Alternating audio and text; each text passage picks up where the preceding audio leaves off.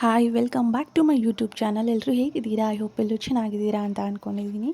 ಇವತ್ತು ನಾನು ಕಡಲೆಕಾಳನ್ನು ಬಳಸ್ಕೊಂಡು ಸಿಂಪಲ್ಲಾಗಿ ಒಂದು ಯೂನಿಕ್ ಆಗಿರೋವಂಥ ಈವ್ನಿಂಗ್ ಸ್ನ್ಯಾಕ್ಸ್ ರೆಸಿಪಿನ ಯಾವ ರೀತಿ ಮಾಡೋದು ಅಂತ ನಿಮ್ಮ ಜೊತೆ ಶೇರ್ ಮಾಡ್ತೀನಿ. ಇದು ಉತ್ತರ ಕರ್ನಾಟಕ ನಮ್ಮಲ್ಲಿ ತುಂಬ ಫೇಮಸ್ಸು. ಇದಕ್ಕೆ ಉಸುಳಿ ಅಂತಲೂ ಕೂಡ ಕರೀತಾರೆ. ನಿಮ್ಮ ಕಡೆ ಇದನ್ನು ಏನಂತ ಕರೀತಾರೆ ಅಂತ ಕಮೆಂಟ್ ಬಾಕ್ಸಲ್ಲಿ ತಿಳಿಸಿ. ಇದಕ್ಕೆ ಮಾಡೋಕ್ಕೂ ಮುಂಚೆ ನಾವು ನೈಟೇ ಈ ರೀತಿ ಕಡಲೆಕಾಳನ್ನು ನೀರಿನಲ್ಲಿ ನೆನೆ ಹಾಕಿ ಇಟ್ಕೊಂಡ್ಬಿಡಬೇಕು. ಇದು ಒಂದು 6ರಿಂದ 7 ಗಂಟೆಗಳ ಕಾಲ ನೆನೆದ್ರೆ ಚೆನ್ನಾಗಾಗುತ್ತೆ. ಸೊ ಅದಕ್ಕೆ ನೈಟೇ ಇದನ್ನು ನೆನೆ ಹಾಕಿ ಇಟ್ಬಿಡಿ. ಮಾರ್ನಿಂಗ್ ಮಾಡ್ಕೊಳ್ಳಿಲ್ಲ ನೆಕ್ಸ್ಟ್ ಡೇ ಈವ್ನಿಂಗ್ ಕೂಡ ಮಾಡ್ಕೋಬೋದು, ನಡೆಯುತ್ತೆ.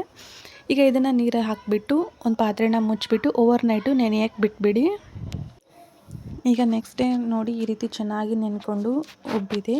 ಈಗ ಇದನ್ನು ನಾವು ಒಂದು ಕುಕ್ಕರ್ನಲ್ಲಿ ಹಾಕೋಣ. ಎಲ್ಲ ನೀರನ್ನು ತೆಗೆದುಬಿಟ್ಟು ಇದನ್ನು ಕುಕ್ಕರ್ಗೆ ಹಾಕ್ಕೊಂಡು ಒಂದು 2ರಿಂದ 3 ವಿಸಿಲ್ ಕೂಗಿಸ್ಕೊಳ್ಳಿ. ಜಾಸ್ತಿ ಕುದಿಸೋಕ್ಕೆ ಹೋಗಬೇಡಿ. ಒಂದು 2ರಿಂದ 3 ವಿಸಿಲು ಕರೆಕ್ಟ್ ಆಗುತ್ತೆ. ಯಾರೆಲ್ಲ ನನ್ನ ಚಾನಲ್ನ ಸಬ್ಸ್ಕ್ರೈಬ್ ಮಾಡದೆ ನೋಡ್ತಿದ್ದೀರೋ ಸಬ್ಸ್ಕ್ರೈಬ್ ಮಾಡ್ಕೊಂಡು ನೋಡಿ, ಹಾಗೆ ಲೈಕ್ ಶೇರ್ ಕಮೆಂಟ್ ಕೂಡ ಮಾಡಿ. ಈಗ ನಂತರ ಇದಕ್ಕೆ ಸ್ವಲ್ಪ ಉಪ್ಪನ್ನು ಸೇರಿಸ್ತಾ ಇದ್ದೀನಿ. ನಂತರ ಕುದಿಯೋಕೆ ಎಷ್ಟು ಬೇಕೋ ಅಷ್ಟು ನೀರನ್ನು ಕೂಡ ಹಾಕಿ ಕುಕ್ಕರ್ನ ಮುಚ್ಚಿಬಿಟ್ಟು ಒಂದು 3 ವಿಸಿಲ್ ಕೂಗಿಸ್ಕೊಂಡಿದ್ದೀನಿ ನಾನು. ಕರೆಕ್ಟ್ ಆಗುತ್ತೆ 3 ವಿಸಿಲ್ಲು. ಈಗ ಗ್ಯಾಸ್ ಆನ್ ಮಾಡಿಬಿಟ್ಟು ಕುಕ್ಕರ್ನ ಇಟ್ಟು ಈ ಕಡೆ ನಾವು ಮಸಾಲಾನ ರೆಡಿ ಮಾಡ್ಕೊಳ್ಳೋಣ. ನಾನು ಹಸಿಮೆಣಸಿನ್ಕಾಯಿ, ಬೆಳ್ಳುಳ್ಳಿ ಮತ್ತು ಶುಂಠಿ ಇದೆಲ್ಲವನ್ನು ಚೆನ್ನಾಗಿ ಈ ರೀತಿ ಕುಟ್ಟೋ ಕಲ್ಲಿಂದ ಕುಟ್ಕೊಂಡು ಎತ್ತಿಟ್ಕೊಂಡಿದ್ದೀನಿ. ಇದನ್ನು ಮಾಡೋಕ್ಕೆ ಮಸಾಲೆಗೆ ಏನೇನು ಬೇಕು ಅಂತ ನೋಡೋಣ ಬನ್ನಿ.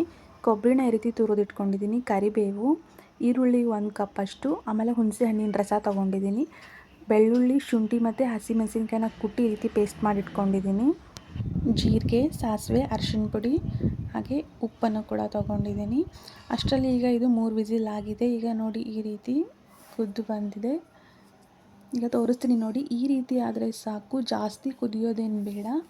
3 ವಿಸಿಲಷ್ಟು ಕರೆಕ್ಟ್ ಆಗುತ್ತೆ ನೋಡಿ. ಈ ರೀತಿ ಪ್ರೆಸ್ ಮಾಡಿದಾಗ ಈ ರೀತಿ ಆದರೆ ಸಾಕು, ಪರ್ಫೆಕ್ಟಾಗಿ ಆಗಿದೆ ಅಂತ ಅರ್ಥ. ಈಗ ಇದಕ್ಕೆ ಒಗ್ಗರಣೆನ ರೆಡಿ ಮಾಡ್ಕೊಳ್ಳೋಣ. ಒಂದು ಪಾತ್ರೆನ ಇಟ್ಕೊಂಡಿದ್ದೀನಿ.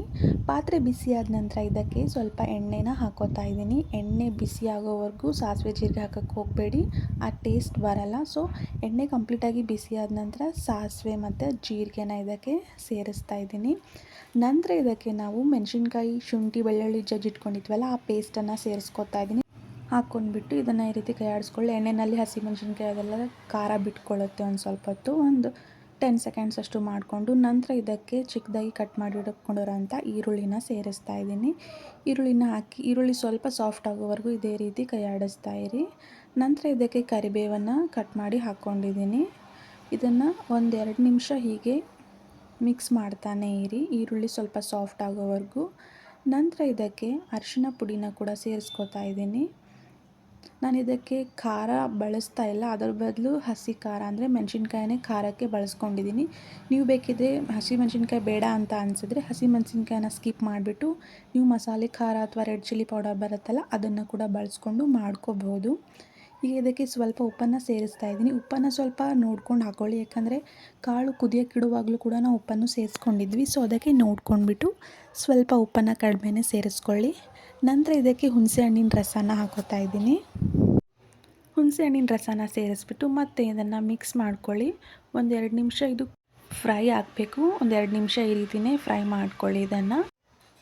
ಹಾಗೆ ನನ್ನ ಚಾನಲಲ್ಲಿ ಬೇರೆ ಬೇರೆ ರೀತಿ ಸ್ನ್ಯಾಕ್ಸ್ ರೆಸಿಪೀಸ್ ಕೂಡ ಅವೈಲೇಬಲ್ ಇದೆ. ಒಂದ್ಸತಿ ಈ ಚಾನಲ್ನ ವಿಸಿಟ್ ಮಾಡಿ.